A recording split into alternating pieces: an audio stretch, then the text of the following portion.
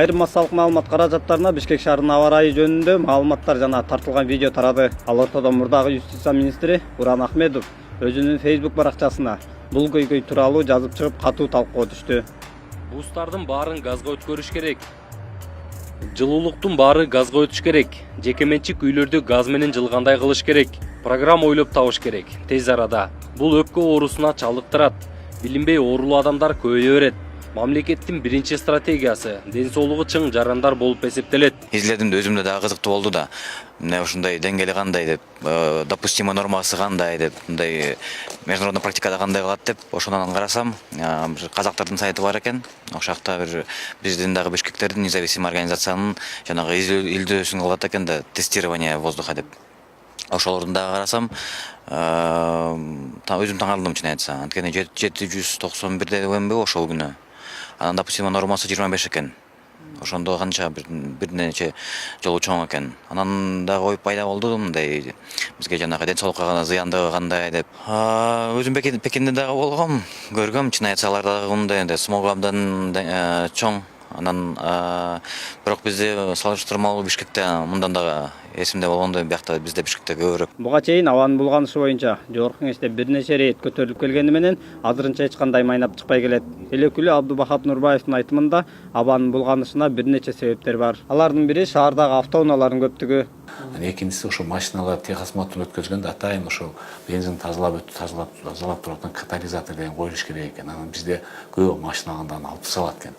Ошол нерсе анан үчүнчүдөн мына былтыркы жылы, мурунку жылы биз бул жак жогорку кеңеште айтсак да, бирок көп дарактар кыйылып кетти да. Мисалы үчүн ошо машиналар ыңгайлуу болду деген менен, бирок биз көп бул жактан зыян тартып алдык.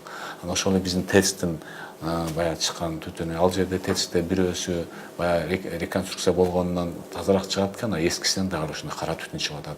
Ошолардын анан эң башкысы дагы бирөөсү, биз буга чейин бизде мурун генпланда шаарда өзүнчө мындай каналдар болгон экен да, воздух ага кете турганчы. Анан азыр кийин акыркы убакта үйлөр башаламан салынып кетти да, ошондо ошол шамал жүрбөй калыптыр. Мындай көрүнүштөр улана берген болсо абанын булганышы менен көптөгөн оорулар катталып, айрыкча жаш балдардын оорусу күч алат дейт эл өкүлү.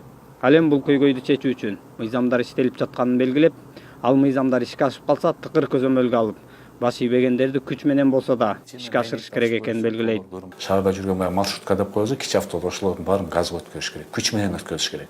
Бул адам укугу андай bunday деген токтош керек. Бул жерде миллион элдин ден соолугу турат. Биз ошо анан буга чейин дагы эгер эми будан кийин бюджеттен ала турган машина ала турганбыз, анда же газ, же электричество ала турганыбыз керек. Ал ушуларды биз күч менен киргизиш керек. Анткени бул өтө маанилүү. Анан коомчулукта буга пышта анткени көрүп атат. Бул жерде миллиондогон элдин ден соолугу турат. Бул өтө маанилүү, өтө актуалдуу. Анткени бул нерсени алдын албасак, мунун кийинки кесепеттери чоң зыян алып келет бизге. Кеч болуп калган жокпу? Эми кеч болсо да кылыш керек. Эскерте кетсек, буга чейин өлкө башчысы коомчулуктагы активдүү жаштар менен жолуккан учурда бул маселе да көтөрүлүп, президентке экологиянын азыркы абалы жана келечеги тууралуу да кайрылган. Дизель менен, солярка менен жүргөн машиналар. Мисалы, азыр Япониядан же Кореядан же башка жактан жаңыраак машина алайын десең, наоборот жанагы таможнянын көбүрөөк төлөйсүң да мамлекеткечи. Наоборот болуш керек да. Мен жаңыраак машина алып келип атсам, экологияга вред азыраак болуп жатса, мен салыкты кичине азыраак төлөсөм, мен жаңыраак машина алганга мага стимул пайда болот эле. Ошондуктан машинаны алып келгендин ошо саясатын өзгөртсөк. Өз кезинде өлкө башчысы экология тууралуу токтолуп, бул Кыргызстанда эле эмес, дүйнөдө чоң маселе экенин белгилеп, чечүү жолдорун коомчулук менен биргеликте иш алып барууну тиешелүү органдарга тапшырууну вада кылган. Экологиялык элдин аны сезимин өзгөрүш керек, эң негизгиси. Туура айттың, өзгөртүш үчүн аны жалпы телевидение аркылуу биз бере башташ керек.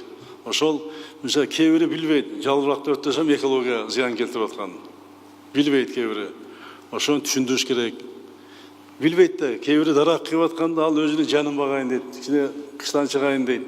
Кыштан чыгып балашкасын багайын дейт, ал түшүнбөй атат, дарак кыйганы менен экология зыян келтирип атканын. Аны бирөөнү кыйганда эле экөөнү отургуш керек. Белгилей кетсек, Бишкек шаарынын бийлигин буга чейин бактарактар негизсиз кыйылып жатат деп каршы шаар тургандары да митингге чыккан жайы бар. Эң башкысы, миллиондон ашык калкы бар Борбор калаанын жашоочуларынын ден соолугу шаар бийлигин ойлондурса, мындай көйгөйлөр бир аз да болсо азаяр беле. Азамат Бакиров, Дастан Кадыркулов, Next TV күндүн темасы үчүн.